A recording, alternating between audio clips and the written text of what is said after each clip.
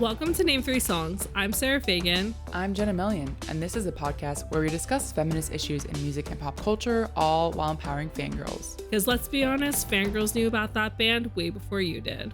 Guys, did you notice that we had an episode drop on Sunday? Wasn't that so crazy? Did you listen? It was crazy, and it's going to be happening every week, guys. Every Sunday. TLDR, if you don't know, we are doing a weekly interview series. It is actually part of our radio show called Getting Candid with Name 3 Songs. It is available every Saturday, 6 p.m. UK time. It's streaming live on wizardradio.com. We're going to be chit-chatting. We're going to be talking about some fangirl nonsense over there. We're going to be playing some songs, and we're going to be interviewing artists. So if you can't tune in, the full artist interviews will be dropping on our feeds on Sundays. So this last Sunday, it was Nell Mescal, who's an Irish singer-songwriter, and she was honestly so lovely to chat to. And we're really excited for the upcoming artists that we have to share with you guys. And now you may have noticed we have a massive episode this week, and honestly it's like really juicy. So we're gonna have timestamps on the stories if you want to skip around, but it is very juicy. We're getting into Jesse Rutherford like being an idiot and abusing his power and talking about Billie Eilish in a really gross way. Then I get to talk about Kpop because we were talking about 50/50, who have had a massively popular song called Cupid. You probably know it even if you don't recognize me saying this right now. If you look it up, 50/50 Cupid, you absolutely do know it. Yeah. And we're talking about a lot of the controversies that they're dealing with right now. Not even just controversies, like actual lawsuits they're dealing with their agency and their creative team / management team. Like, it is super nonsense. It harkens back to like the early 90s 2000s boy bands era of nonsense management. And then we literally have breaking news to talk about, which I am handing the floor over to Sarah to give an overview of. Guys, this is truly insane, and like you will hear this happening fully in real time like when you get to this point of the episode. But we are talking about Scooter Braun because at the beginning of this episode we were talking about him because there were rumors about Justin Bieber possibly dropping him as his manager, and then confirmation from both Scooter and Justin that was not happening.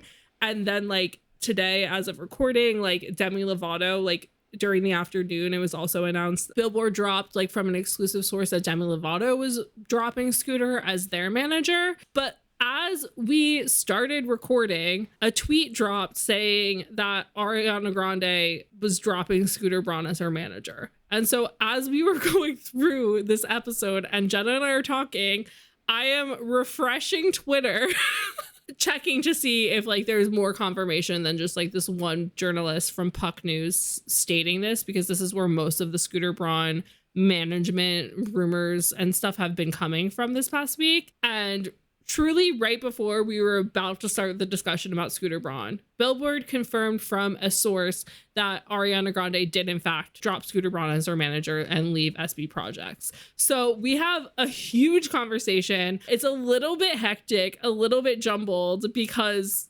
truly news was breaking as we were recording. So we had a lot of articles up and ready about Demi Lovato and about Justin, but the Ariana stuff is kind of me talking like on the fly about like my theories about it. And it's just like a really in-depth conversation, a lot of speculation going on, a lot of opinions on both of our parts.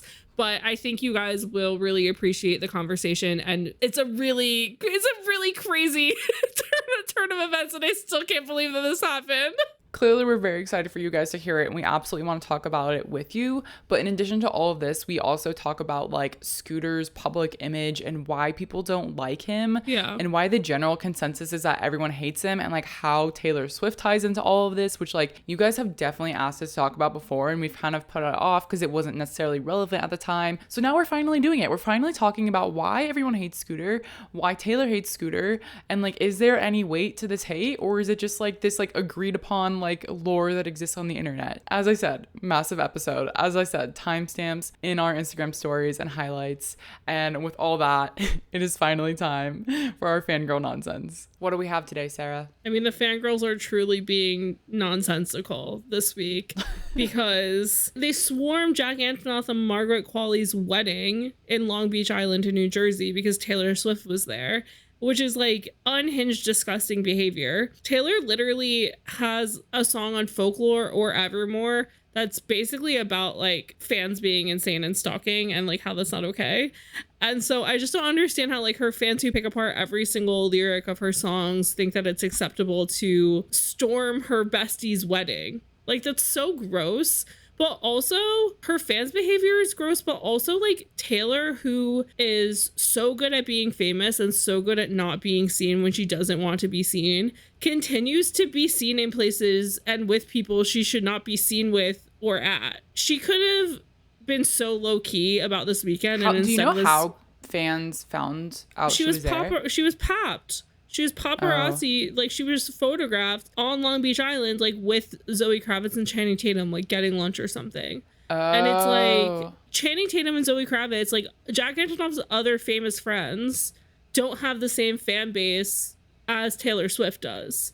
Like, they can be out and about and photographed and it's fine. And also, like, if Channing Tatum and Zoe Kravitz were photographed on Long Beach Island, no one would assume like, oh, that this is like someone's wedding, like whatever. Like, people wouldn't look into it as in depth. Yeah. Taylor Swift, and then everybody already is speculating like, oh, when are Jack and Margaret gonna get married? Put two and two together, figure it out, you know? Yeah, I just like personally, I was talking to friends about this weekend. If I was best friends with a really famous person and it was my wedding, I would literally tell them, if you are fucking seen here, we are never speaking again. Because it's like, it's their fucking weekend. Like, it's their weekend. Like, they're getting married. Like, that's such a big deal. And like, most girlies think about that their whole entire life. Like, if I was Margaret Qualley, how do I make it about me? Yeah, I would have Taylor Swift's head on a spike. And like, that's just not even just because it's Taylor Swift. Like, Jenna, if you were famous, like we woke up one day and you were famous and I wasn't, which like makes no sense. We both have to be famous together. But like, if you somehow became famous without me, which would be rude, and your fans, you like made it accessible for your fans to find you when I was getting married. Dead, that would be unhinged. A goner. Yeah. No, that would be unhinged. But also, like, yeah, also the fact that like they are really obviously very good friends. She's very good friends with Jack Antonoff. Like, it feels like rude of her to like not think about that. That's what I'm saying. Weird. Like, it makes no sense to me. Like, when she fully is aware that her fans are like that, for her to like be seen prior to the wedding, when like we've seen the lengths that she's gone to not be seen before. We all know about Suitcase Gate. Like, we're all aware. I'm glad to say I do not know about Suitcase Case, and I do not want it explained either. I mean, it will take 2 I don't seconds. Need the explainer. It's okay. Paparazzi photos of a massive suitcase. Taylor Swift was in it to not be seen. Yeah, they could have like rolled her in a like, oh, this is for setting up the stage box. Not even that. It's like, she did not have to be photographed. Like, it's like, oh, right. Yeah. Just in general, like, she could have worn a wig. She could have worn a hat. Like, she could have done something to be less obvious. She could have sent her double out. I mean, her double was out. I know her like weird enough. Her double cause a swarmed, but like in LA, like at a mall. I mean, that's like a whole other fucking can of worms that is other fans being nonsensical. I'm sorry. I just like, again, the points tallying on my side of the argument that Taylor Swift is not a good person just keeps getting higher. Like, who does that to their friend on their wedding? Who does that? We will also be talking about Taylor Swift's #1 public enemy, Scooter Braun, later. Yeah, so today's a big day. Stay tuned. It's going to be juicy. In other news, and honestly maybe the most important news of the week, is Keke Palmer being so petty and so girl bossing and showing up her ex by not only appearing on the cover art of Usher's new single Boyfriend, but also being in the entire music video. And this song Usher wrote maybe literally just being about Keke Palmer and her boyfriend. I mean, I just like have never been more impressed by a woman before, in the fact that this is her ex-boyfriend now. Yes. Like, you go, girl. Incredible. But I also love that, like, in the music video, she's essentially playing Usher. Like, she is not, like, she's like the star of the music video. It's not like she's just like some girl, you know. She is the star, which I think is like really iconic. And I love that Usher took this moment and ran with it. Like, it's just, I love that they both took the moment great. and ran with it, and that they collabed on this song together. It's amazing. So the music video, also spoilers, but so the music video is like her like singing the lines of like Usher, but also like getting ready with her girls to go out. And then there's like a scene where like she's dressed as Usher. They're both dressed the same. It's so funny. And then they're like dancing together in this casino, and they're dressed like in the same with like the shades and everything. It's really funny. But then at the very end, she's like in her hotel room in bed, and she wakes up like as if it was a dream. And there's like music coming out of her headphones, and she wakes up as if it's a dream. And she goes, "Damn it, I missed the show. Shit, I'm so tired. I'm a mother after all," which is taking a jab at her ex, Darius Dalton, because he said, "You a mother though." Truly iconic behavior. And I just love that they like together were like, we're in this together. Let's run with it. So the lyrics, just like the general gist of the song is, "Somebody said that your boyfriend's looking for me. That's cool. Well, he should know I'm pretty to easy fine. Just look for me wherever he sees you. I go wherever you go." Like, could you imagine though if like this internet moment happened and Usher's like, gotta write a song about that? Like, I just love like the speculation that we can make as fans of like, oh, this song, this whole moment is fully just about Darius's unhinged Twitter spree of anger towards. It's incredible. I just love petty kings and queens. Like, this is where it's at. Like, pettiness is like my favorite flavor of celebrity drama, I think. And so to ease you guys into today's list of news that we have to go over, we're going over something that feels a little bit like fangirl nonsense, but is really just an excuse for Jenna and I to be angry about a man being creepy for like 5 to 7 minutes. See, it's not fangirl nonsense because we're not excited about it. Fangirl nonsense, we have to be like somewhat invested and excited. Exactly. But this is nonsense, and I feel like it is news. and it is news, and it is something that fangirls are reacting to. So it's like an easy transition in that Jesse Rutherford, who is most known for being in the band or being the singer of the band The Neighbourhood, or also maybe being most known as Billie Eilish's ex-boyfriend, who she was like, "Yeah, I got that, man. Everybody clap." Which is... Yeah. She will never live that down. She's like, "I pulled his ass." Yeah, she's like, "I pulled Isn't his that ass." like the quote? Everybody clap. It is, "I pulled his ass." What was their age gap? She was 20 and he was 31. 11 years. Okay. He's 32 now. Okay, I'm sorry. This man is 1 year older than me. He looks so fucking old. This is what being a bad man will do to you. Age you. So I think you're 42. So basically, Jesse Rutherford has put out, for some reason, a rap album. No one asked for this. No one asked for this. He's doing MGK in reverse. It's very weird because like The Neighbourhood makes pretty good sad boy indie music. So it's weird that he went the route to like make essentially just the same type of music but rapping and worse. Weird choices all around. But so basically only in May did Billie Eilish's rep confirm that she and Jesse Rutherford had split after being together for 7 months. And if you guys were following their relationship, like the whole thing was very questionable because like they were seen like canoodling at a concert like right next to her brother, who like, if I had an older brother and a man who was 11 years older than me when I was 20 was like all up in my grill, if my brother didn't punch him. Yeah, Phineas is only 26. He's literally older than her brother. Yeah, exactly. Yeah. But also, he's 26. His brain is fully cooked. Like, he should know that this is weird. And I'm just saying that, like, when I was 20, if this had happened to me, and then I grew up, and I was like, you literally watched that happen and just like let it happen. Like that would cause like a family feud like 10 years after the fact, like once I knew better. Yeah. So it'll be interesting to see what happens in the future once Billie realizes that this was bad. But their relationship on top of that was just weird because like everybody online was being like, oh, like this is a weird age gap. And then for Halloween, they dressed up as like a creepy old man and a baby. And then like their first red carpet, they like went in matching outfits that were like them in a sleeping bag together. So all of their choices as a couple in public were like very fucking questionable, very much like mocking people's valid concern over the age gap between the two, especially when like Billie Eilish has throughout her relationships been in weird power dynamic relationships and then made songs about the fact that she realized that she was in weird power dynamic relationships.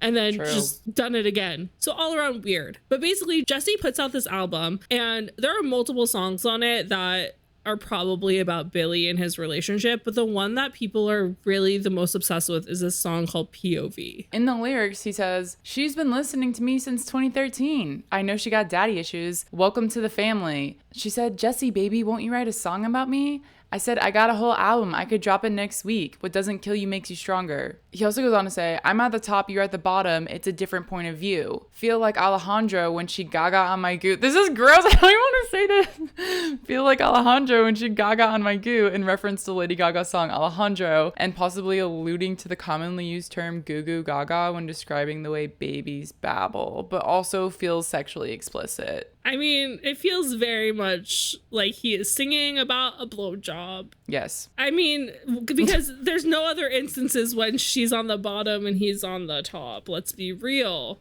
Let's be real.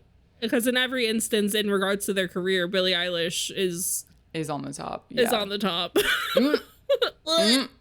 Okay, so basically what possessed this 32-year-old man to write these very condescending lyrics about Billie Eilish after she said on her Instagram story a few weeks ago that they were homies forever? Are they homies forever now? Because I would be pretty pissed off if somebody wrote this about me. Yeah, it's kind of gross. And it's also like a weird implication for him to say that he knows she has daddy issues when like publicly she has a very close and positive relationship with her parents. And also she's been listening to me since 2013, as in like knows the power dynamic. Yeah. And so it's all just kind of gross. And then I hate it. There's an article for HuffPost by Jasmine Tolliver, because I'm gonna be honest with you guys, I did not listen to this album after hearing POV. And so Jasmine writes that Jesse Rutherford directly names Billie Eilish in 2 songs on the album, which are And One, as well as Turn Heel. And one of the lyrics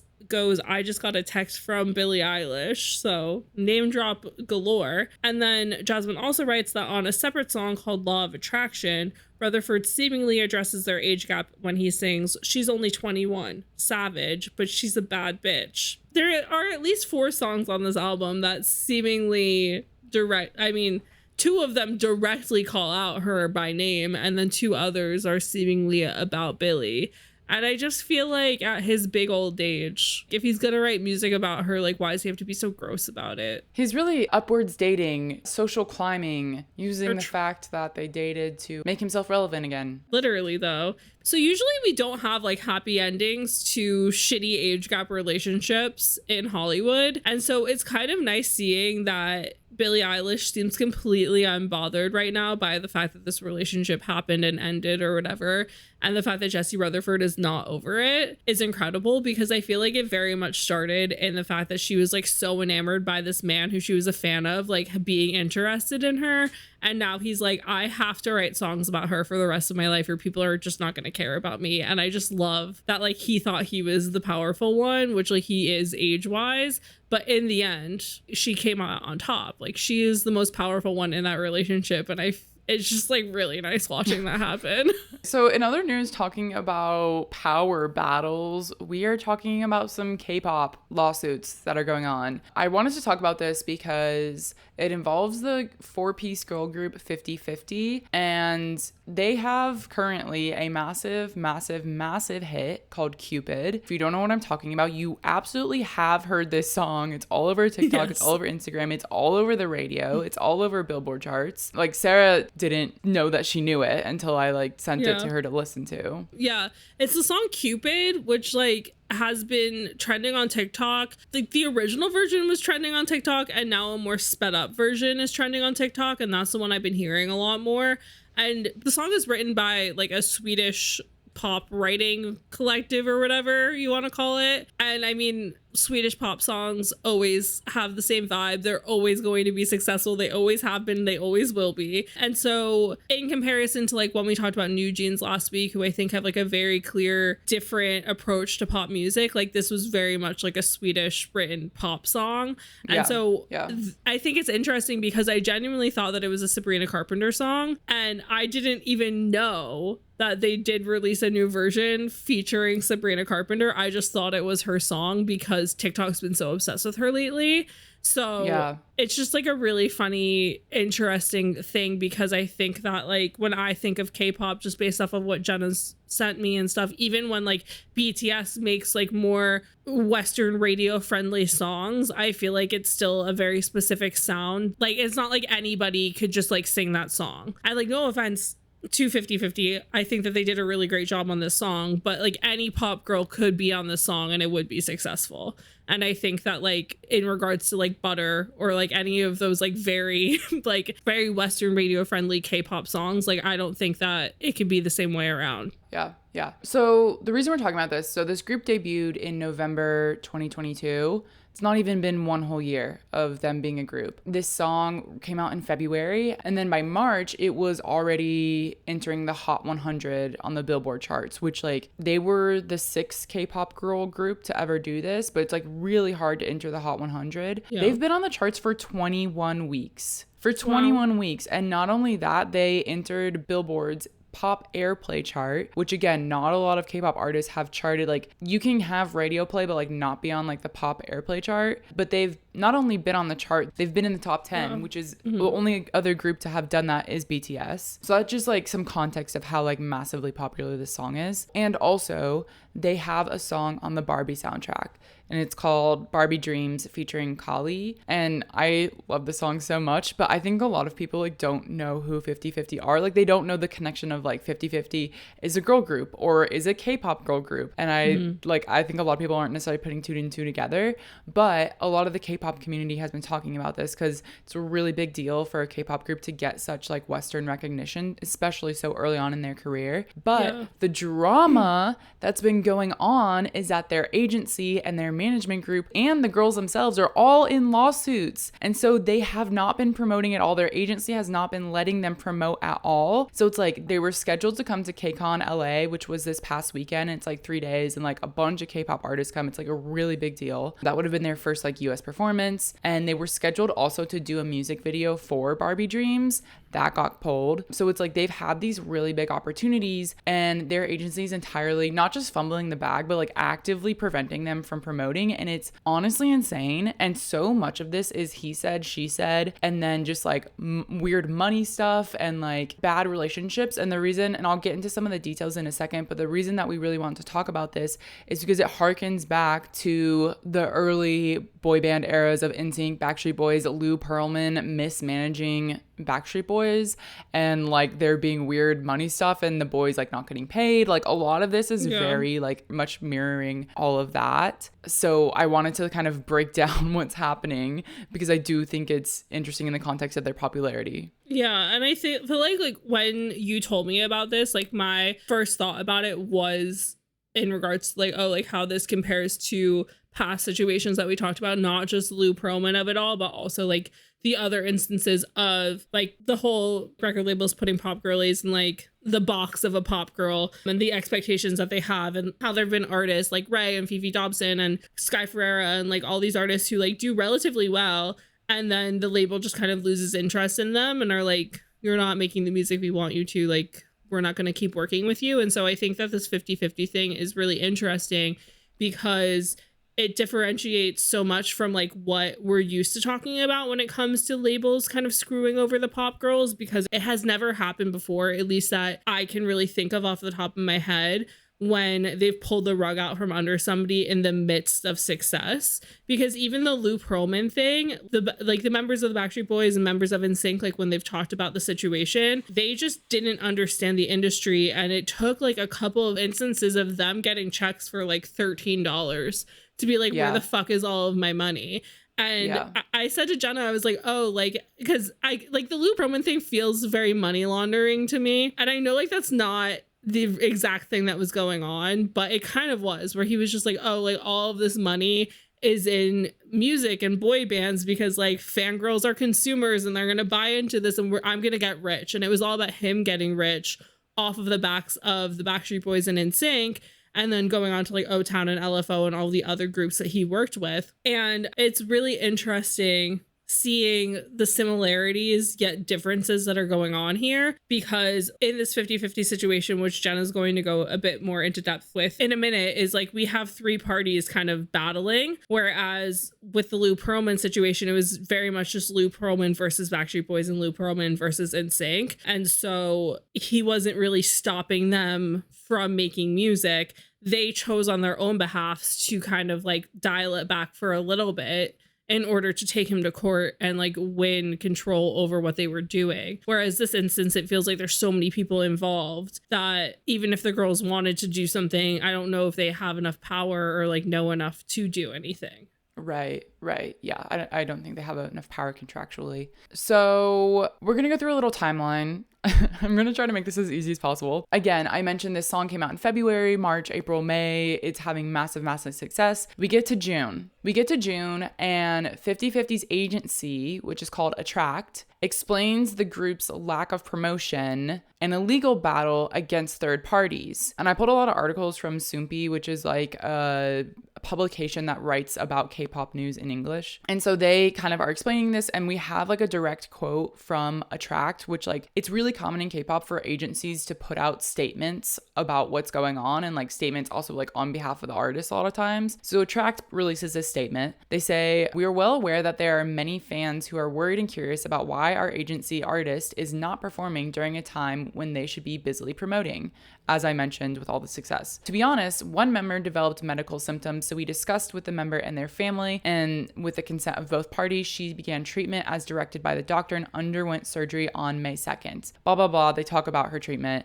Then they go, however, in the midst of our diligent preparations, we identified external influences approaching our agency artists and enticing them to violate their exclusive contract with us. Through slanderous accusations against us and glorified flattery about themselves, these external influences are committing an illegal act of inducing our agency artists to make the wrong decision and ignore their valid exclusive contracts and sign contracts with them." This language is wild, but also like this has been translated, so take from this what you will. And then they go on to say, as this act by external influences is an act that tramples on fans' pure love, it can greatly damage the image and potential of these artists who only debuted 7 months ago, and furthermore have a serious adverse effect on K-pop as a whole. So, to explain this, ATTRAKT is the agency. They're the ones funding this. They're the ones paying for the girls' apartments, like all of the training. So they're basically their record label. Yeah, essentially. Okay. They have contracted out this group called The Givers,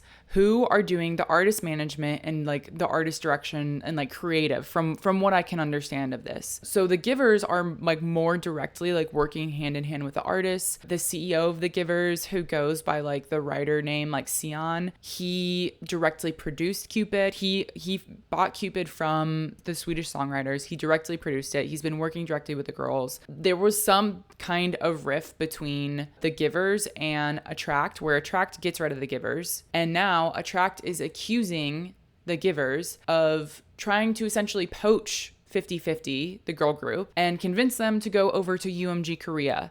And the reason that UMG Korea is involved in this is because they had a distribution deal through UMG Korea. However, UMG Korea was like, no, we aren't involved in this at all. But then also there was like a voice recording that came out that's like maybe UMG was trying to like acquire or like buy out their contract. So this is the first thing that comes out June 23rd. Then June 27th, 50-50's agency files criminal charges against Sion and The Givers. And in this, it's kind of what I explained. They go into more detail, saying that they, quote, committed acts of fraud and obstruction of business, including delaying the handover of work, deleting company email accounts, deleting material related to past projects. And then they say, and furthermore, the process of purchasing the song Cupid from a foreign songwriter, The Givers did not provide ATTRAKT with information about the copyright purchase, and they secretly purchased the copyright in their or their company's name without our knowledge. So it's saying that Sion and like the Givers company, when they bought the song from the Swedish songwriters, they now own the copyright, which means ATTRAKT is not making any money off of that song. Or like relatively not making any money off that song from what we know about record labels. Like they might still be getting some kind of percentage, but like this is where the division really comes into play. I just think it's funny that this is both the Backstreet Boys and Taylor Swift, but all at once, and K-pop.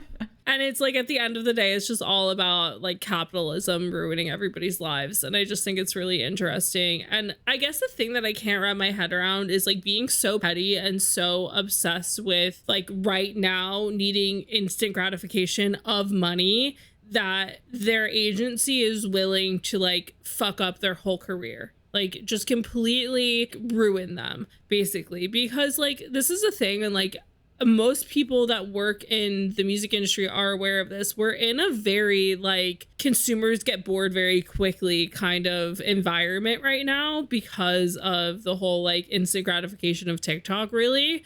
And so the potential of basically halting 50/50's career for as long as this legal battle might take, they're ruining all potential of years and years of just like so much money coming in, because these girls are so talented and already clearly have a good relationship with Western media, and the fact that they like not only have Cupid being successful on the radio and just in general, but also the fact that they got asked to make a like specifically make a song for the Barbie movie, because this isn't a situation where like the Barbie movie bought a song that already like licensed a song that already existed for this soundtrack. Like 50/50 was specifically asked to create a Barbie song. Well, I think Mark Ronson probably made the song and then asked 50/50 to sing it. But you know what I mean. Like they didn't write the song, but I just mean like they specifically were picked to create like be the voices of this Barbie song, right? Is what I mean. So it's like obviously they're not writing a Barbie song, but out of every artist available, they were picked to be like the face of this song, and that's a huge deal. And like we don't have soundtracks that have original songs on them like this as often as like we used to. So this is like an even bigger deal, because again, it's like they didn't just like find a song, like hear a song and be like, oh, like that fits in the movie. They're like, no, we're gonna have this group because we think that they're really cool and doing whatever, like girl power, whatever it is. Like that's such a big deal. And I feel like most people who aren't like big movie fans or like movie soundtrack fans, whatever, like probably don't fully understand like the scope of how big of a deal this is, but it's a huge deal. And so I just like can't wrap my head around being so petty and so money obsessed that you're like, yeah, I'm just gonna ruin this opportunity forever. Because like they're not only ruining it for these girls, they're ruining it for themselves as well, because other artists or other like K-pop trainees aren't going to want to like be trainees for this agency, because they're going to see how they treated 50/50 and be like, I don't fucking want to deal with that. Why would I deal with that? Yeah. Like, honestly, this is going to be a huge, like, net loss for them in the end, because it costs millions and millions and millions of dollars to produce these groups, because, like, not only do they have their training period for, like, 2 to 4 years before they even debut, then once you debut, you have to put loads of money into music videos and marketing promotion. So I wish that was the end of the tea, but it is not. There is a lot more. So that was late June. And then we have the week of July 5th, we get 2 announcements.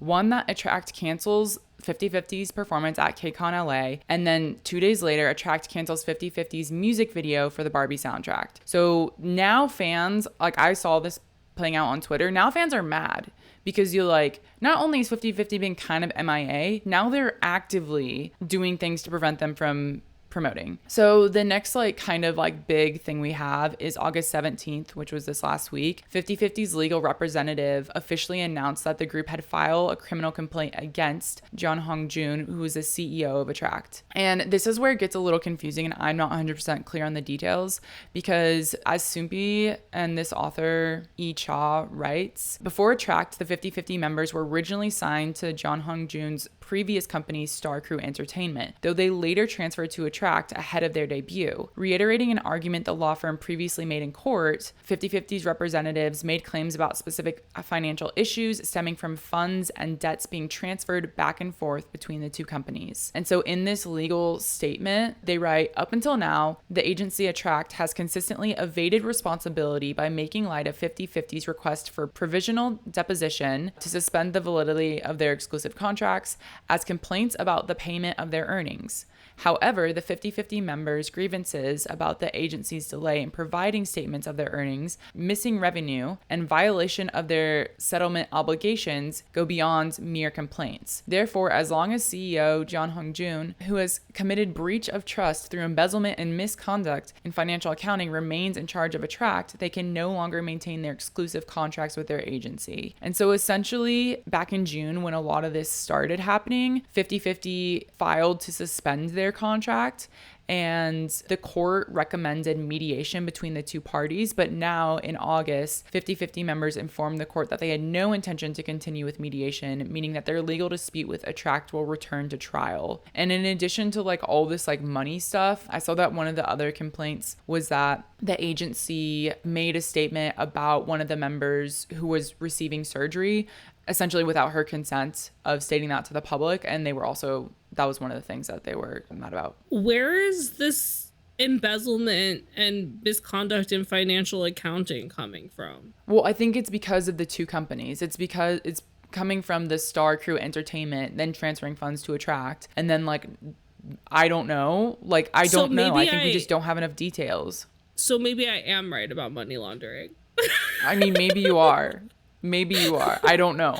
Because, like, it just feels like one of those situations of, like, putting something out that's going to make a lot of money in order to hide the fact that something nefarious is happening. And so the fact that maybe their lawyer is saying that there's, like, financial misconduct within financial accounting and embezzlement going on, which, like, obviously, like, most of this stuff is probably going to be in Korean, so it's going to be hard for us to fully figure out, like, the scope of what this means. But it sounds like they were maybe using 50/50's success to hide whatever misconduct was going on. It very much, like you said already, does like very closely harken back to the Lou Pearlman of it all, because he was also doing that. Like, he was having misconduct in financial accounting and doing embezzlement. Right.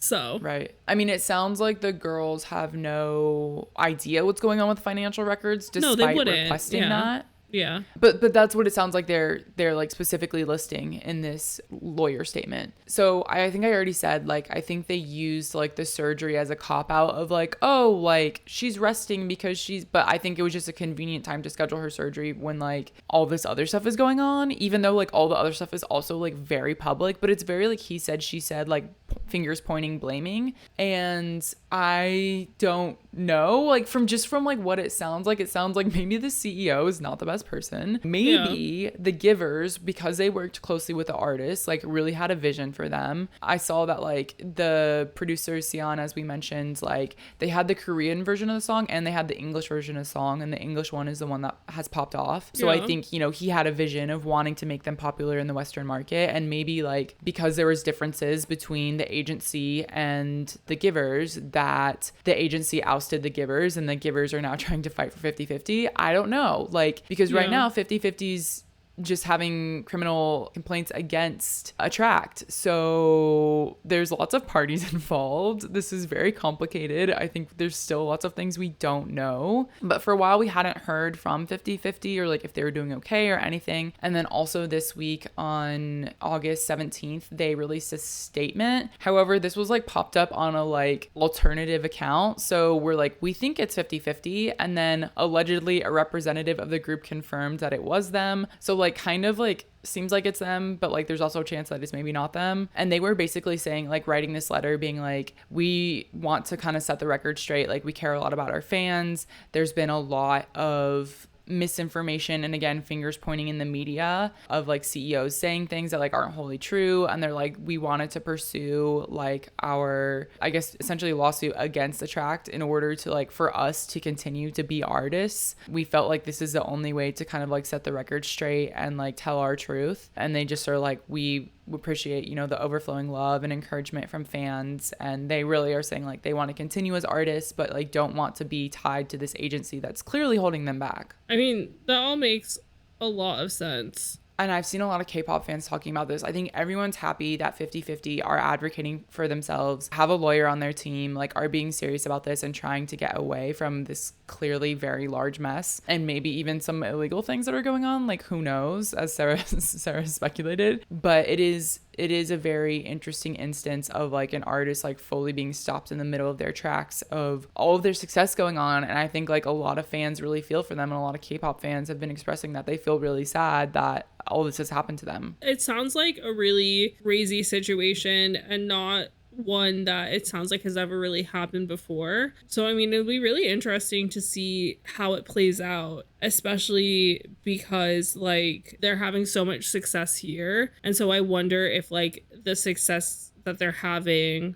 and the fact that they're like not allowed to do anything with it will like play in their favor in regards to like the court ruling on their side or whatever. Yeah, my only concern is that like if this actually like goes to court, like this could drag out for, as we know, years. And so I just hope they're able to find some way to maybe get out of their contract soon to at least promote. I don't know. Like, I don't know what's going to happen. I just hope like they're able to take advantage of the buzz that they have right now and not literally like go ghost for 2 years where we don't hear from them. Yeah, definitely. I mean, like I said, it'll just be really interesting to see what happens. And I feel like there's potential of the Givers, because they work with UMG, like possibly being able to buy them out of their contract. Like, it just depends how much they really believe in their success, I guess, and like how much they want to like back the horse of 50/50. But speaking of madness happening in the back end management side of the music industry, we do have Scooter Braun making headlines again, which I feel like I need to have like the dun dun dun audio play in the background as I say that, because I know you guys have been begging us to like do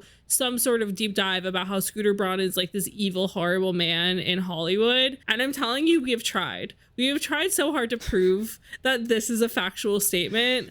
And unfortunately, the only bad things I've been able to find about Scooter Braun on the internet is Taylor Swift calling him a bully, which like, I'm sure he's a white man who has a lot of money. Like, how good of a person can he really be? But like, I don't think that that makes him evil necessarily. But again, he could just be like really rich and really powerful and be able to stop bad stories from coming out about him. Like, I don't know. That's true. But, yeah. But like, there is no paper trail on any media sites of like proof of him being like a genuinely bad person outside of just like being a capitalist, like money hungry man. And so we have this interesting slew of news that's been going on over the past couple of days about Scooter's management clients rumored to be leaving and then confirmed to be leaving his management group. So this new news publication called Puck News that's only been around since 2021, whose like tagline is that Puck is a platform for smart, engaging, and yes, occasionally dishy journalism owned and operated by the journalists themselves. The name is a nod to Shakespeare, as well as to the building where humor magazine Spy was born, founded in partnership with a team of entrepreneurial journalists who believe in a better model to create excellent content while narrowing the synapse between elite creators and their audiences. So that's like what Puck News is all about. The main journalist who's been breaking all of this Scooter Braun news is a man named Matthew Bello. I can't say it, that's not His baloney. name is like Belloni, but I'm like, baloney, okay. And also he's literally just tweeting these things with eyes emojis, like, okay. It's so weird how this news is breaking. And so like I said, the first piece of news that dropped as like a Matthew Belloni exclusive was that Justin Bieber was leaving Scooter Braun. But very quickly following that, Desiree Murphy and Carlos Greer for Page Six wrote an article titled "Justin Bieber Shuts Down Rumors He's Splitting from Longtime Manager Scooter Braun," in which they write, Justin Bieber is not breaking up with his longtime manager. Reps for all parties confirmed to Page Six that rumors claiming the two have parted ways are not true. And basically like what Matt had written for Puck News was that Justin Bieber and Scooter Braun hadn't spoken in months. They were also reporting that Bieber was like fully cleaning house. Matt claimed that Justin fired CAA as his agents and gotten 2 new lawyers, and that he had hired Lou Taylor, like, yes, Britney Spears's horrible human of a manager, as his new business manager. And these are like all alleged things. Like these are all claims by Matt. There's no proof to any of this. And like, again, like spokespeople for both Justin and Scooter Braun confirmed that these were not factual statements. So like when all of this news came out about Justin, everybody on the internet's like posting all these memes about like karma's a cat or whatever, you know, like doing the whole like Taylor Swift out to get Scooter Braun, look at him getting his karma, whatever. And so that was on August 18th. And then literally today, as of recording, it broke that Demi Lovato was splitting with Scooter Braun. So basically what happened is that Billboard exclusively reported that Lovato is seeking new management after splitting with Braun last month, so in July. And representatives for the singer and Braun didn't immediately reply to any publication. Like they didn't reply to Billboard, they didn't reply to The Hollywood Reporter, they didn't reply to Rolling Stone. So like we still don't have official statements from either party. Billboard stated in their article that one source close to the situation says it was time for Lovato to go in a new direction. Even though she was thankful for her time with SB Projects, she does not yet have new management, though conversations are taking place. And like, to me, the past 2 albums that she put out while being managed by Scooter, as well as the podcast that she launched and that weird like extraterrestrial like ghost show that she did, while like fans were excited, like none of them were like huge successes. Like the albums did well, but like none of the songs charted really high on the Billboard Top 100. So it kind of makes sense that like when she's putting out music, especially when she's like reimagining her old songs as rock songs, which like isn't really something that Scooter has ever really specialized in regards to his management clients, like it makes sense for her to be seeking out new management right now when like he didn't really help her get success from those 2 most recent albums. But it is weird timing, like how close it is to the release of this album. I have thoughts, but it relates to Hybe acquiring Ithaca Holdings. And I know that we have one more piece of the puzzle that has been breaking news as like while we have been recording this. So I kind of want to let Sarah give the last piece before I share my full thoughts. Okay. So I do have like one more bit of Demi Lovato stuff that I do find interesting and I feel like helps contextualize this whole thing as well. Again, to kind of be like, this isn't a nefarious Scooter Braun is evil thing. Again, like I don't have a horse in this race. I'm not being out here like supporting Scooter Braun. I just think like from my knowledge of the music industry and everything that we've learned from doing this podcast, that it makes a lot of sense in a business mindset for Demi to be leaving Scooter. I agree. I completely agree. But I do think that it is fishy and sus that a couple days before the Demi news, there were rumors of Justin leaving, and then what I'm going to say in a couple of seconds also happening, like literally as we are recording this, it's happening. Like Sarah's like losing her mind. She's like, it's breaking news. This has literally never happened before, like while recording. Yeah, this is literally never happened. This has never happened before. This is a fluke. Especially with something that we're already going to talk about. But basically, like my big backing thought behind why I think that it makes a lot of sense for Demi to be leaving Scooter, and like why I feel like maybe he wasn't supporting her as much as I think she wanted him to be, is that he said specifically in Demi's Dancing with the Devil documentary that he signed her like right after she went to rehab. And in his like ITM during the documentary, like when he's talking to camera, he said, we had a plan for not only how we were going to say no, but who we were going to recommend. So like he initially was like, no, we like don't want to work with you. Like this is too much for us. But then he was like sitting and thinking about it. And I guess he like already had some sort of relationship with Demi. And so his thought then goes to, she didn't need a manager. She needed a friend. She needed someone who knew what to do, but didn't need her to work. So I think that Scooter was not expecting Demi to come out of rehab and jump straight back into making music. So he did not have a game plan for her. And so I think that like she signed with him because she was like, and this is like based off of like who Demi is as a person and like what their vibe is as a human being, and like very much like they need something to focus on when they're doing work in order to stay clean and to stay focused or whatever. Like that has been proven to be true about them as a person. And so I think like Scooter was just expecting like, oh, like we're gonna manage Demi and like make sure people don't forget who she is. They're okay and they have what they need and stuff like that. Yeah. And like if they want to feature on a song or whatever, like we'll support them in that. And so I don't think that Scooter was expecting Demi to come out guns a-blazing being like, I'm gonna go straight back into work. So there was no game plan.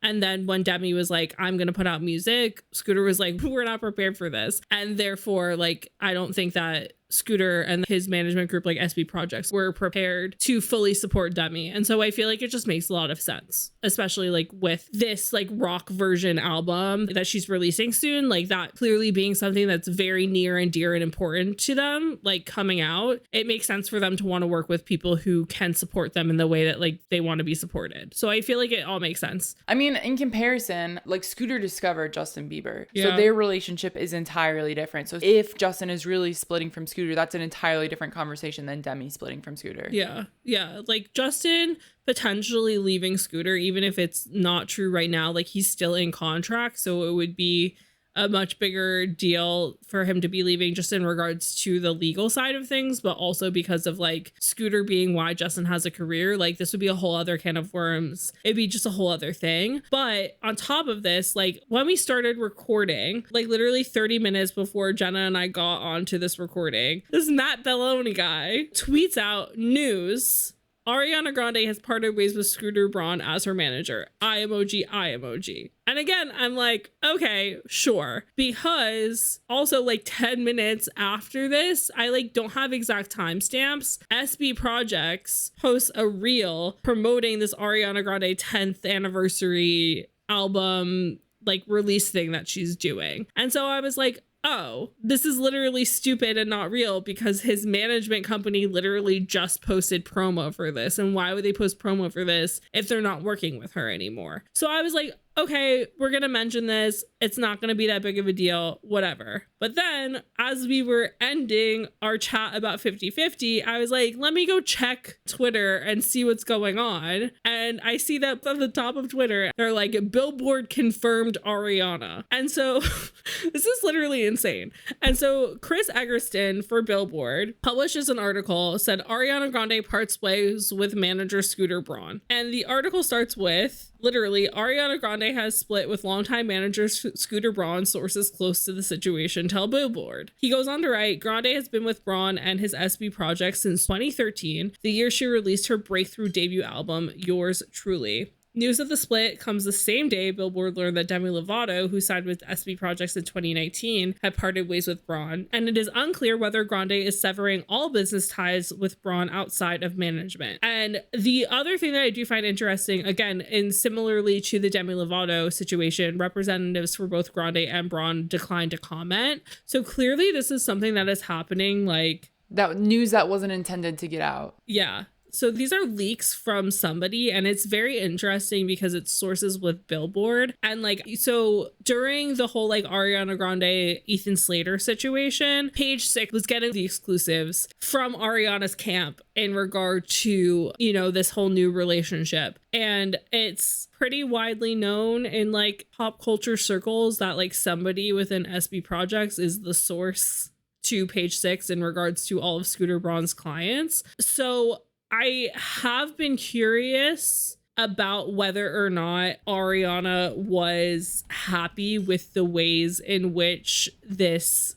relationship and split, like her split with Dalton and her relationship with Ethan, was being reported on, and the information that was coming out from exclusive sources to Page Six. And so again, I feel like from my perspective as somebody who is so deep in the trenches when it comes to pop culture, to me, this feels like something that if I cared more about Ariana Grande, I think I would have been thinking about, like, it'll be interesting to see if she sticks with Scooter after this news cycle. Obviously, I don't care that deeply about Ariana Grande, so it wasn't like where my head was at. But like now that this news has come out, that was my first thought of she must be leaving because she did not approve the news cycle that surrounded her split with Dalton. And I mean, but also, would she not have a separate PR team? Like, I'm sure Scooter was involved, but Scooter's not responsible for, like, Scooter's not her publicist. But it's not PR. Page Six wasn't getting quotes from a publicist. They were getting... Well, I know, but wouldn't it be a publicist's job to then get on top of the story? You are right that, like, a publicist would normally be the person commenting or, like, handling these things. But when it comes to, like, exclusive sources, when they're not saying, like, oh, like, so-and-so's PR reached out to us, that's just somebody who's close to the artist.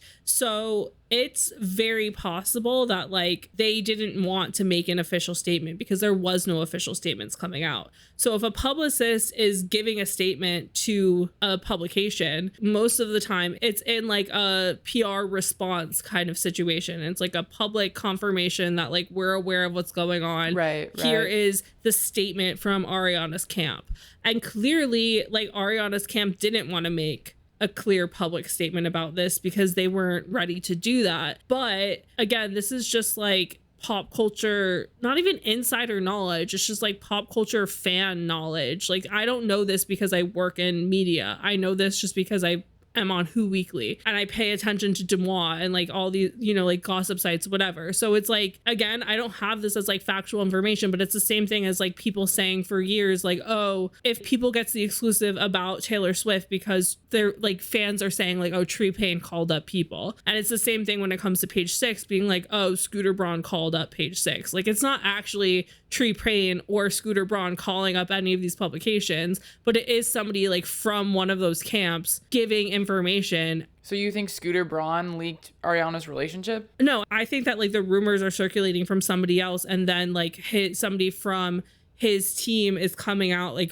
with being the exclusive source to Page Six, being like, this is what we know from Ariana's side, or like this is like the information that we have. I'm saying that it's very widely known that if there is any exclusive that Page Six has for a client of SB Projects, the exclusive is coming from somebody within SB Projects. But I'm like, why would Scooter's team have any incentive to confirm those exclusives? Because it was only hurting Ariana in all regards. It was only making her look bad. So why would they even confirm anything? Okay, so like the timeline of events in regards to like Ariana, like I know that this is like kind of going away from like the main discussion about Scooter Braun, but I feel like this is relevant because, again, I think it's completely possible that Ariana wanted nothing to do with this like news cycle, but because other sites were publishing and getting their own sources to confirm situations that were going on, I think that somebody within Scooter's team was like, we need to try and like clean this up as much as we can. And so they were giving quotes to Page Six. Again, this is just speculation. Like, this is not confirmed at all, but like exclusive sources were giving quotes to Page Six, and I would assume that somebody on Ariana's team was like doing this in hopes that they were going to like make it better, but they weren't. Make it better, but like accidentally weren't. Because basically like Glamour magazine like did kind of like a breakdown of like what was going on, and basically it was like July 17th, TMZ were the first people to report that Grande and her husband Dalton Gomez had separated, and then People quickly confirmed it. And then like Ariana deleted several photos of her and Dalton from Instagram, and then on July 20th, sources confirmed to People that Grande had recently started dating Slater. And then following that, like on the same day, sources told Us Weekly that Ariana and Ethan had only recently begun seeing each other. And so this was all on like TMZ, People, and Us Weekly. And so then on July 21st, like the first time that Page Six gets involved is like from a source close to Slater's wife saying that she was completely blindsided. And so basically like TMZ and People were the ones who were getting most of like the information out about this relationship. But like what I'm saying of the situation that like I think personally, and that like other pop culture people are saying personally, is like somebody from Scooter's team trying to make Ariana look better, is in regards to like on July 27th, Page Six gets an exclusive from a source close to like Ethan Slater's like ex-wife, where she's saying that like Ariana's the story, really, she's not a girl's girl, my family's just collateral damage, and saying all of that sort of stuff. And then they continue on to say, however, sources tell Page Six that Jay has been calling every news outlet to get the story out while acting differently towards Slater behind the scenes. So like basically what my consensus is that somebody on Ariana's team kept calling Page Six to try and make Ariana not look like the bad guy, because every other publication is saying, like a source close to us is saying that like they were just hooking up and she didn't care about her relationship or his relationship and like all of those things. And so basically, like, my point is like, nobody was calling up Page Six and like confirming, like, yes, Ariana and Ethan Slater are together. Sorry, I should have been more clear about this earlier. But like, nobody is saying anything like to confirm that Ariana was home wrecking or whatever it was that she was doing. But there is a source close to her, clearly, who is trying to like negate any negative press in like whatever way that they can without being too obvious. And so my perspective on this is knowing that like anytime that there is any news about an SB Projects client, Page Six usually has an exclusive, that I think that Ariana was unhappy about the fact that anybody was chiming in, is what I'm trying to say. Does that make sense? Yeah. No, I understand now.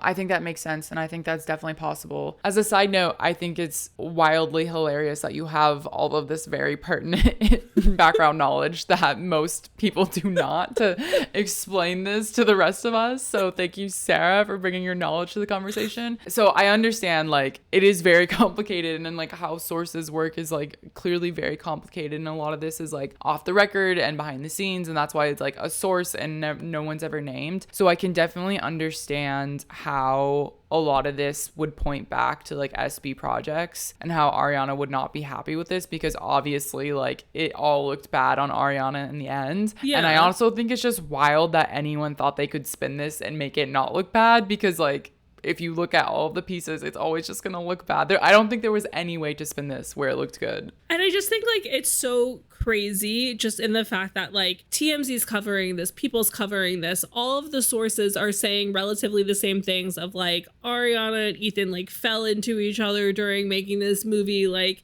it, whatever, like their attraction and their like romance, whatever, like it was on stop, whatever, you know, like none of it looks good for either of them. But the fact that Page Six is the only publication that has somebody like going to bat for Ariana and Ethan and being like pro them, like the source is telling Page Six that like Emily, his ex-wife, is telling Ethan and like others in their party that she only cares about protecting their child, and that she's rightfully upset because her marriage fell apart, but Ariana and Ethan didn't do anything wrong. And like the insider told Page Six that Slater had been separated from Jay for 2 months before romancing Grande, and like Ethan's trying to take the high road and hopes he can resolve the situation for the sake of their child. And like Page Six being the only publication that's trying to make it seem like Ariana and Ethan are just like two people who ended relationships and then fell in love afterwards. I feel like that shows that like somebody from Ariana's team was trying to like save her reputation in whatever way that they could. And I think that it's also completely plausible that Ariana did not like that happened, and was like, it's so fucking obvious that like somebody who knows me was trying to stand up for me at Page Six, and I don't fucking want to work with you guys anymore. Is like, again, my assumption that I'm making just because I like pay too much attention to like gossip news sites and whatever. But like I can very much imagine that there were some very angry phone calls from Ariana to SB Projects, with her knowing that like there's somebody there who like leaks stuff to Page Six, usually positively for her. I think that makes sense. Your reasoning makes a lot more sense than mine, which was just that Hybe acquired Ithaca Holdings, and underneath that is SB Projects. So like all of Scooter's the CEO of Hybe America. Like that's his official title now. So I just assumed that because he has like this new role, he's basically preoccupied with other things, and his clients aren't getting the same level of service that they previously were. And that could also be true hand in hand with these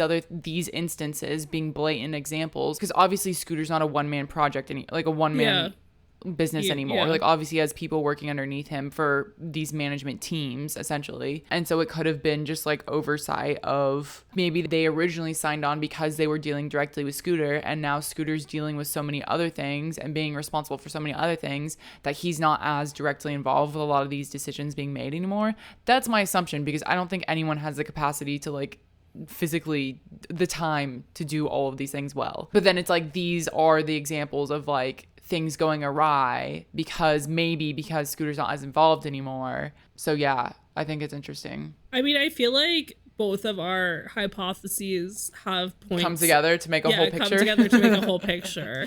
Like, I think both of our theories like fully put a puzzle together and make sense, because together those 2 points make a lot more sense. And it's just funny because it's like I've seen so much of it from the Hybe side, which, like, also, if you guys aren't aware, Hybe is like the umbrella company, parent company for BTS. And also a lot of people know about all this because of the Taylor Swift masters selling and acquiring and all these things. So I've been seeing it from that perspective of like Scooter was really involved with like Jungkook's release, and like them being like CEO to Hybe America, they're like trying to figure out how to like make the K-pop model work within like American like music industry. Yeah. So I think they're doing a lot of like visionary type stuff that would take his attention away from being an artist manager. Yeah.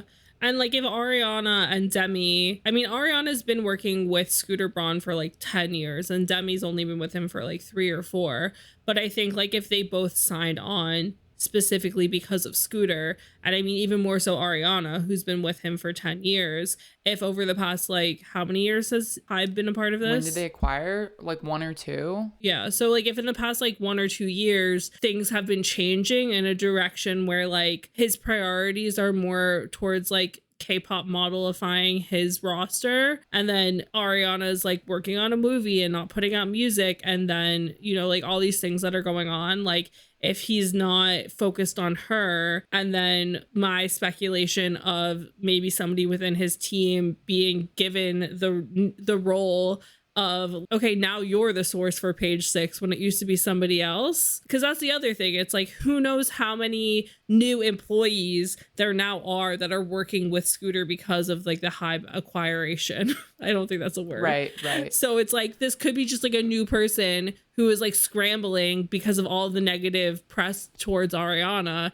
and being like, I need to say something, and like doing it wrong, and Ariana being like, I don't want anything to do with this again. Again, I'm just speculating. Okay, so given the fact that we have confirmation that Demi and Ariana are leaving, do you think that it means anything for the rumors that Justin Bieber is leaving? Do you think it holds any weight? I think that it makes the rumors feel a little bit more believable. Right, I agree. I do think that it would be a whole other thing, and I think that there would have to be like some sort of dual interview that comes out. Like, I don't think that it could be anything that's just like he just leaves and like no comment. Like, I think that they would have to have like a game plan for him leaving because of how intertwined their careers are with each other. But I think that the fact that Ariana and Demi both left today makes it hold a bit more weight, feel a bit more truthful. And I think also makes your point of the Hybe change of mind like affecting his artists negatively, or like in a way where like they don't feel as seen by him or whatever. Like, it makes your point feel like it holds a lot more weight as well. And also Justin's like not really doing anything right now, so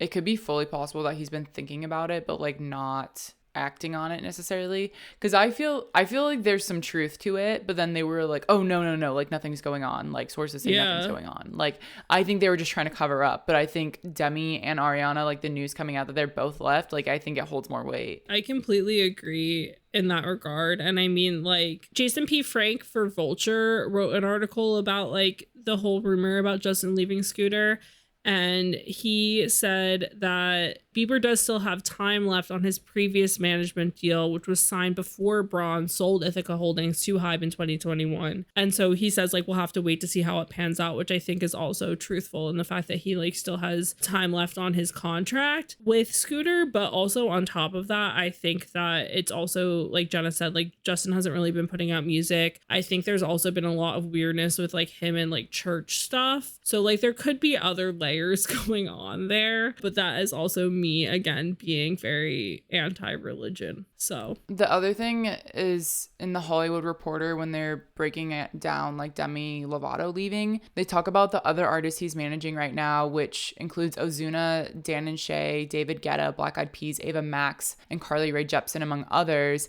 And then they say J Balvin, because I remember J Balvin was like I was like, wow, like J Balvin is like with Ithaca, like that's so random. But like J Balvin, who's like a massive like Latin reggaeton pop artist, pop/rap hip hop artist, parted ways with Braun in May of this year, so just a few months ago, after signing with him in 2019. And I think that maybe it was the same thing of Hybe acquired Ithaca in 2021. You know, J Balvin signed at like really pivotal point in his career where he's had a lot of songs, and he's had a lot of songs that have been commercially successful in America, even being in Spanish. But I'm assuming that Scooter's mind has just been elsewhere with all of the Hybe stuff. And again, it's like they signed with Scooter, but like they signed with SB Projects, so like they signed with his management company, so like we also don't know if Scooter was going to be their direct manager as well, like for most of these artists. But again, I think that Jenna's point about like the Hybe acquiring of Ithaca Holdings, like that also holds a lot of weight and like clearly would change things, because in any company, like when somebody else comes and buys things, like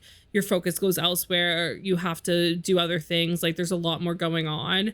And so I think that like, again, it's probably like way less nefarious than like Swifties are making this out to be. And I think it's a lot more business than it is personal. Yeah. But I do personally think that the Ariana, like, again, personal opinion, I think that the Ariana Grande thing is a bit more personal, just based off of the Ethan Slater situation. Yeah, that makes sense. I just think that it's really interesting that like the news of all of this, and even if the Justin Bieber thing is still a rumor, people are like, oh yes, because everyone hates Scooter. So I just think it's wild that overwhelmingly everyone hates Scooter. I've never seen someone go to bat for Scooter who wasn't one of his artists. Like I've never seen any just person on the internet say a good thing about Scooter. And so all of this is coming up again. And me and Sarah, again, we said we did a lot of research about this. We were trying to figure out like why everyone collectively hates Scooter. And the only thing that we could come up with is what Taylor Swift has said about not liking him. But Taylor Swift has never specifically stated why she doesn't like him. There's just some unknown beef that exists in the ether and the mind of like between Taylor Swift and Scooter Braun. It's very possible that something like actually did happen that we just don't know about. Yeah. But also it's possible that like there was something that like wasn't that big of a deal, that like people miscommunicated, grudges were held. Like I don't know. But all of the beef goes back way before the selling of the masters, because a lot of people are like, oh well, she's mad that he sold her. It happened before this. The beef was before that. I mean, the only thing that I know, and like I can't remember if like she said he was a bully. And I know for a fact that there was a situation where after the whole like snake thing and the voice recording and the phone call and then like the snippet and then the other snippet and then the full phone call and the video with like her, like a wax figure of her like supposed nude body, like what Kanye expected she would look like Kanye, naked, whatever.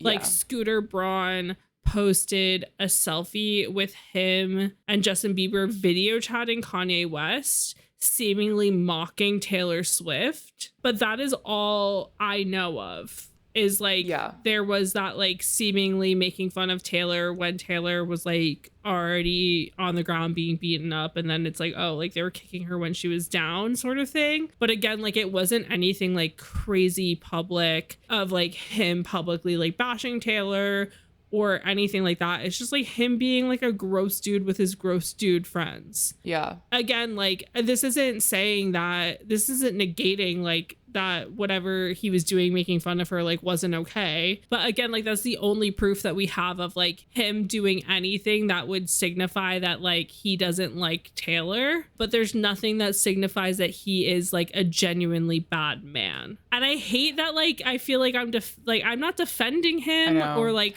well, to be you know? I mean, I think the other thing is just like, if you think about men who have like relatively like came from nothing and got really famous for like something and made a ton of money off of it, like Mark Zuckerberg and Elon Musk come to mind, and they're generally just like disliked people. And I think it might also just be a trope of this type of person. And then I mean the music industry, like we just had a whole conversation about how like people make money off of the music industry. Yeah. Like Scooter has built up an empire from literally nothing with Justin Bieber. I think it's easy to not like him because it's like, oh well, he's just glomming on to XYZ and making money off of it. I think it's easy to have that position. Yeah, no, definitely. I mean, like, like you said, it's like it's very easy to like turn people into villains, I think, but it also is a weird, different situation because in comparison, like Elon Musk is just like a bad man. Mark Zuckerberg also kind of, but like I don't know enough about Facebook and like all the bad things that have happened with Facebook to talk on that. But the Scooter Braun situation, and I think a lot of fans have this feeling about the music industry, is that they get annoyed when managers and like the people who work on the business side want to be famous. Yeah. Which I think is valid. Like, I think it's fucking annoying too. And like my take on managers has always been that like these are men who wanted to be musicians and had no talent and therefore found people with talent and then used those people to get the success and money that they always wanted. Right. And couldn't achieve for themselves. So I think that they're all like pretty sad men anyway. And most sad men are not the nicest people. And I think that it's very easy to tell like when somebody like thinks that they're like hot shit because of one reason or another. And Scooter Braun very much gives off the vibes of like he thinks he's hot shit and is like, well, I discovered Justin Bieber, I changed the face of music forever. Like he very much gives off those vibes. And so I feel like that's like a very like he just looks and feels unlikable, you know, like I don't know how else to explain it. And also there's not a lot of music industry people who are public personas. Yeah. Like we all know everyone knows who Scooter Braun is. There's not a lot of famous managers like today. And I think part of it is because of how he discovered Justin Bieber. He was part of the storyline. Yeah. And then of course, once things started happening between Taylor and Scooter or his artists or Justin or Kanye or whatever, then he once again becomes part of this cultural zeitgeist conversation. Yeah.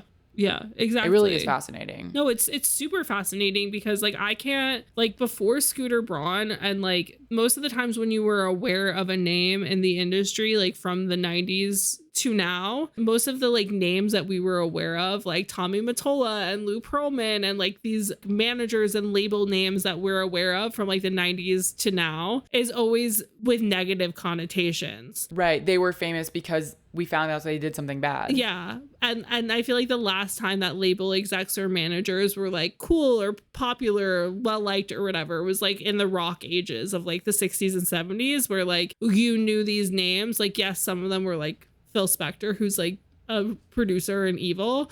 But like if you knew the names of But I think people, producers are even more well known than managers. Yeah. Yeah. Because I mean they have more of they actually have like a role in making the music. I was just saying like that's like a nefarious person. But like if you knew like managers or whatever, it was because like they discovered the Rolling Stones or the Beatles, and like back in the day, like discovering somebody was like you were a part of their story in the same way Scooter Braun is a part of Justin Bieber's story. Yeah. But yeah, I mean like again, like I feel like he is one of the few people who like really made himself a star of the Justin Bieber story, which like I think was is valid to some extent. But I think like just in remembering like going to go see the Justin Bieber like movie in like 2010, like I remember my friends and I leaving and being like, why was his manager like the second star of this film? The star of the documentary.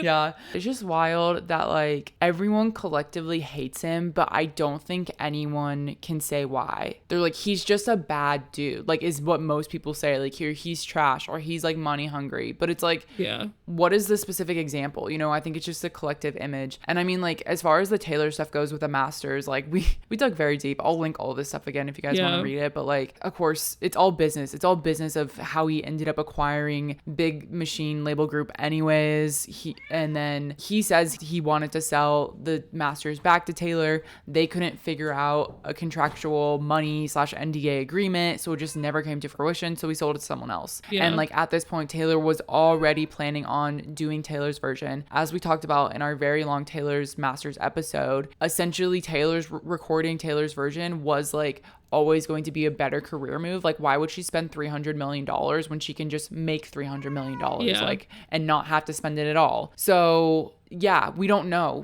the exact reason. Yeah, because I think it all just adds up in Taylor's mind. Everything adds up together. Yeah. But from as like looking at it from the outside, we don't have all the pieces to know why she hates him so much. Well, I think it is also interesting because a lot of you guys have asked us to like talk in depth, like we already said, about Scooter and like how he's a bad man and like all these things. And we've tried, like we've wanted to be able to like be on your guys' team on this. But I think it is interesting too, because like when we've asked multiple of like our friends and like some of you guys who, like our listeners about this, like nobody ever has like a clear reason why they don't like Scooter. It's always like, oh, because of what he did to Taylor. And it's like, okay, but we kind of debunk that because of the music business world exclusives of them getting all of the lawsuit paperwork and everything. And so I just think it's interesting because like I feel like the internet lore of him being a bad person overshadowed everything.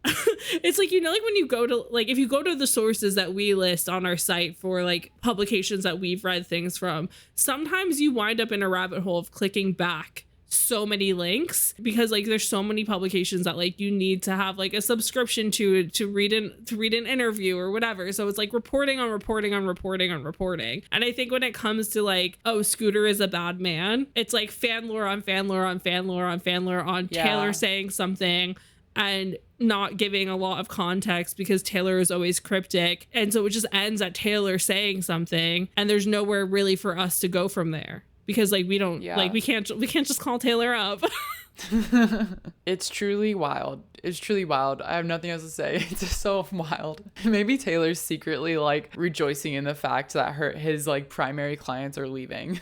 I mean, she seems like the type who would, which like I don't blame her. Like I celebrate my enemy's failures as well. My enemy being like a single light tech from Baby's All Right. Like we all have nemesises. Like it's fine. But yeah, so I mean, this is like a developing story. So I'm sure we will have more to say on it next week. I'm just like, my mind is blown that this was happening as we were recording to talk about it. So obviously, like if my thoughts are a little bit more jumbled than normal, it's because I literally had to just like pull this out of my knowledge and then find old notes and all of this stuff. So I'm sorry. I'm so sorry for the chaos, but I feel like we kind of gave a lot of you the conversation that you've been asking us to have for a while, which is discussing Scooter Braun. So we got there somehow. And next time, I'm assuming because all of this happened today, over the week, we will have like way more stories and way more discussions about this online. So we will have like way more valid information to come back to you guys with next week. So I'm really intrigued to see how this continues on and what happens. And if like my theory will wind up being correct in that like Justin is leaving and that some huge joint interview gets dropped, whether that be like a Billboard cover story or what it's going to be. But I feel like it would have to be that big of a thing. We definitely want to hear your guys' thought and talk about it. Yeah, there's so much to chat with. So if you guys have thoughts and feelings about this, please come over to our socials to discuss this more. We're at Name 3 Songs on all platforms. If you have any personal beef, grievances, or love you would like to throw our way, I'm at Sarah_Fagan on all platforms, and Jenna is at Jenna_million. So thank you guys for joining us this week on Name 3 Songs. And until next time, never let anyone make you feel bad about your favorite band. And remember, you're never too cool to listen to Usher. Don't forget to subscribe to be notified when each episode comes out and leave us a 5-star review. They really help. If you want to find out more about any of the sources we referenced in this episode, you can visit name3songs.com.